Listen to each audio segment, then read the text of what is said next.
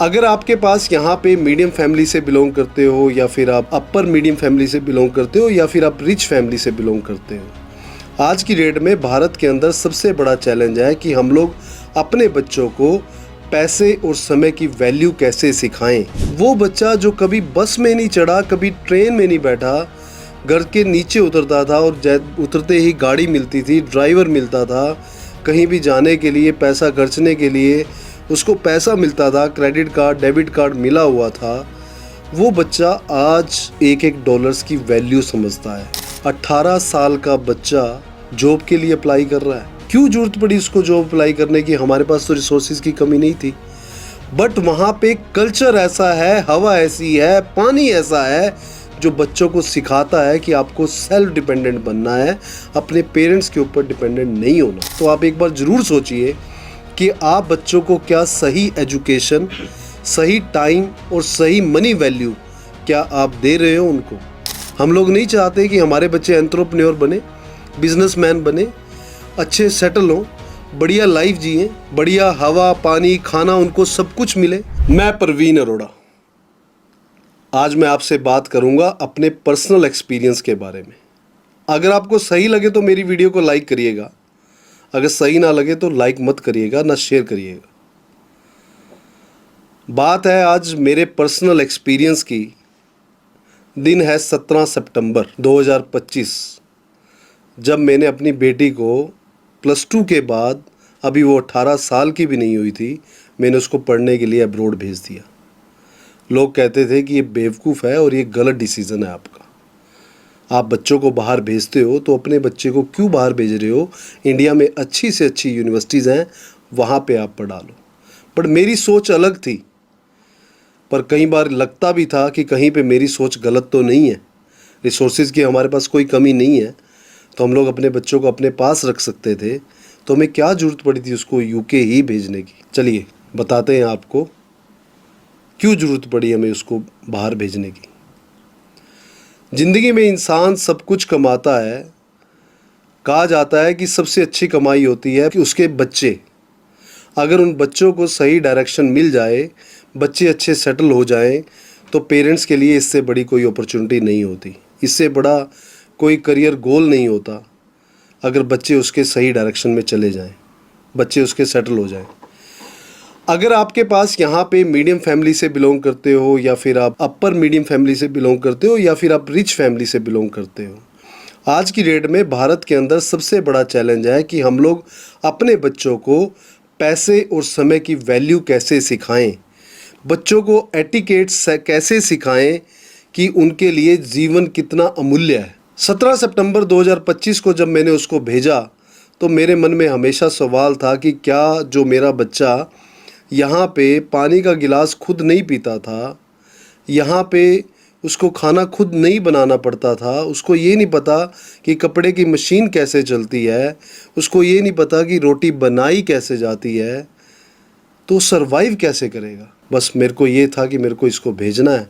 उसने भी एक्सेप्ट कर लिया, ठीक है पापा, आपको जैसा ठीक लगता है आप मेरे को भेज दो। किसी भी तरीके से मैंने अपने 40 दिन तो निकाल दिए। तो मैंने अपनी फैमिली को बोला कि अब हम लोग उसको देखने के लिए जाएंगे, क्या हमारा बच्चा वहाँ पे ठीक है भी या नहीं। आप बिलीव करो, मैं वहाँ पे 1 नवंबर 2025 को पहुँच गया अपने बाकी फैमिली मेम्बर्स के साथ। जब मैं वहाँ पे पहुँचा तो मेरे लिए सबसे बड़ा था वो बच्चा जो कभी बस में नहीं चढ़ा, कभी ट्रेन में नहीं बैठा, घर के नीचे उतरता था और उतरते ही गाड़ी मिलती थी, ड्राइवर मिलता था, कहीं भी जाने के लिए पैसा खर्चने के लिए उसको पैसा मिलता था, क्रेडिट कार्ड डेबिट कार्ड मिला हुआ था। वो बच्चा आज जब मैं वहाँ पे पहुँचा तो एक एक डॉलर्स की वैल्यू समझता है। मैंने उसको बोला था बेटा टैक्सी लेके आना, तो उसने बोला कि नहीं पापा मैं टैक्सी में नहीं आऊँगी क्योंकि वहाँ पे पैसा ज़्यादा लगेगा, मैं वहाँ पे ट्रेन में आऊँगी। और वही हुआ, वो वहाँ पे ट्रेन में ही आई। उसने कैलकुलेशन किया था कि मेरा इतने पाउंड खर्चा आएगा जो मैं नहीं खर्चना चाहती थी। मेरे पास मंथ चलाने के लिए आज इतना पैसा है और मेरे को उसी में मंथ चलाना है। ये वही बच्चा था जो भारत के अंदर पैसा खर्चते हुए कभी नहीं देखता था। टाइम स्कूल कभी हमने टाइम से नहीं पहुंचना, गाड़ी जाएगी तो स्कूल हम लोग पहुंचेंगे, वो भी लेट पहुंचेंगे या बंक मार जाएंगे। आज उसी बेटी को पता है कि हम लोगों ने कितनी फ़ीस भरी है और मेरे एक लेक्चर की वैल्यू क्या है। आज उसकी लाइफ क्या है। आज वो दिन में 15,000 स्टेप डेली चलती है, क्लासेस अपनी खुद लगाती है जाने के लिए, पैदल जाएगी, क्लासेस लगाएगी, क्लासेस लगाने के बाद उसको वापस आना है। वापस आने के बाद वो बच्चा जिसने कभी पानी का गिलास खुद नहीं पिया, आज वो खुद खाना बना के खुद खाती है। मैंने कभी सोचा भी नहीं था कि जानवी इतनी बदल जाएगी। 45 दिन उसको नहीं हुए, हम लोगों ने 10 दिन स्पेंड किए इकट्ठे, और मैंने देखा कि यार ये तो वो जानवी है ही नहीं जो इंडिया में थी, वो तो बदल चुकी थी सिर्फ 45 दिन में। अगर मैं उसका एडमिशन यहाँ पे इंडिया में करवा देता तो क्या जानवी बदलती? कभी ना बदलती। क्या उसको पैसे की वैल्यू पता चलती? कभी भी ना चलती। टाइम की वैल्यू समझ में आती? बंक मारना, क्लासेस ऑफ करना, या ऑफिस के अंदर या यूनिवर्सिटीज़ के अंदर जाके ना पढ़ना, वो सब कुछ पॉसिबिलिटीज़ थी यहाँ पे। बट टाइम चेंज हुआ, जानवी चेंज हुई। आज जानवी 10 दिन जब हमने उसके साथ स्पेंड किए तो उसको ये पता था कि रिलेशंस की वैल्यू क्या है, पैसे की वैल्यू क्या है, टाइम की वैल्यू क्या है। जिस दिन वो यहाँ से गई थी उसके सेकेंड डे उसने जाने के बाद अपनी जॉब अप्लाई कर दी थी। क्या आप बिलीव करोगे कि 18 साल का बच्चा जॉब के लिए अप्लाई कर रहा है? क्यों जरूरत पड़ी उसको जॉब अप्लाई करने की? हमारे पास तो रिसोर्सेज की कमी नहीं थी, बट वहाँ पे कल्चर ऐसा है, हवा ऐसी है, पानी ऐसा है जो बच्चों को सिखाता है कि आपको सेल्फ डिपेंडेंट बनना है, अपने पेरेंट्स के ऊपर डिपेंडेंट नहीं होना। जानवी का एक ड्रीम था कि मेरे को 45 दिन के अंदर मेरे को अपनी जॉब फाइंड आउट करनी है। यू कांट बिलीव कि जब हम लोग वहाँ से निकले तो मेरे आंसू नहीं रुक रहे थे कि मैं वापस उसको अकेली को छोड़ के आ गया। गाड़ी के शीशे बंद हो चुके थे, गाड़ी के ब्लैक कलर के शीशे थे, और वो हमारा वेट कर रही थी, और मैं उसको कुछ बोल नहीं पा रहा था। वो इतनी उदास थी कि मैं आपको वर्ड्स में बता नहीं सकता। और वो मैं अंदर बैठ के अब रो रहा था क्योंकि उसका वो चेहरा मेरे से देखा नहीं जा रहा था। ये वो बच्चा जिसको 18 साल की एज है और हमने उसको अकेले लड़ाई लड़ने के लिए भेज दिया, और बच्चे की मेहनत का रिजल्ट बच्चे को मिलता ही है। उसने अपनी जॉब साथ में अप्लाई कर दी थी। अभी हम लोग रास्ते में थे, उसका फ़ोन आया मेरे को, और मैं फ़ोन सुनने की हालात में नहीं था। तो उसने अपनी मदर से बात करी। उसने बोला कि मम्मा कॉन्ग्रेचुलेशंस, मैं अपनी यूनिवर्सिटी के अंदर स्टूडेंट एम्बेसडर सेलेक्ट हो गई।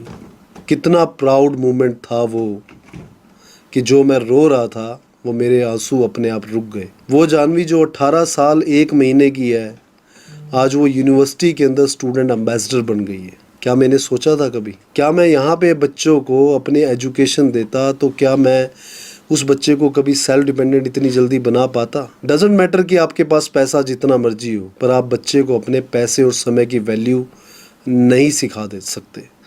जिस कंट्री के अंदर मंथली बेस पे टारगेट्स हो कॉर्पोरेट सेक्टर में, या क्वार्टर बेस पे टारगेट्स हो कॉर्पोरेट सेक्टर में, और जिस कंट्री के अंदर एक एक घंटे की 30 मिनट्स की वैल्यूज़ हों, जहाँ पे 5 पैसे भी चलते हों, तो टाइम और पैसे की वैल्यू कहाँ पे समझ में आएगी हमारे बच्चों को? मैंने तो अपने बच्चों को सही डायरेक्शन दे दी। अब आपको सोचना है और आपकी टर्न है, क्या आप अपने बच्चों को सही डायरेक्शन देना चाहते हो?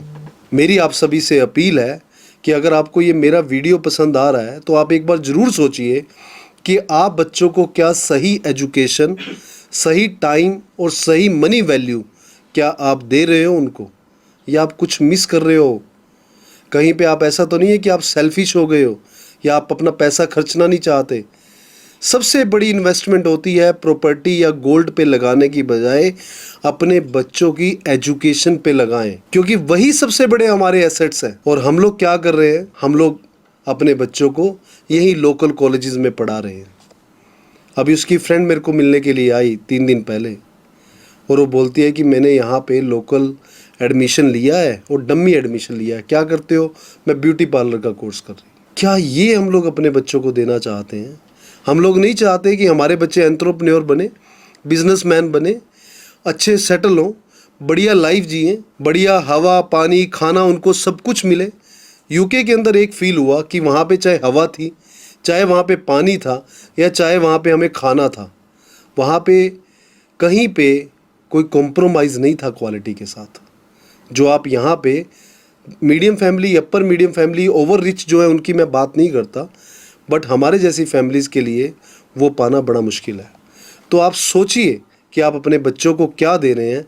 क्या आप अपने बच्चों को एक सही समाज देना चाहते हैं, या फिर हम लोग उन भेड़ों की तरह चलना चाहते हैं, या फिर हम लोग उनकी तरह चलना चाहते हैं कि नहीं अब हम लोग यहीं पे करेंगे, जो बनना है यहीं पे बनेंगे। डिसीज़न आपका है, करना क्या है अपने बच्चों के भविष्य के बारे में। सत श्री अकाल, नमस्कार।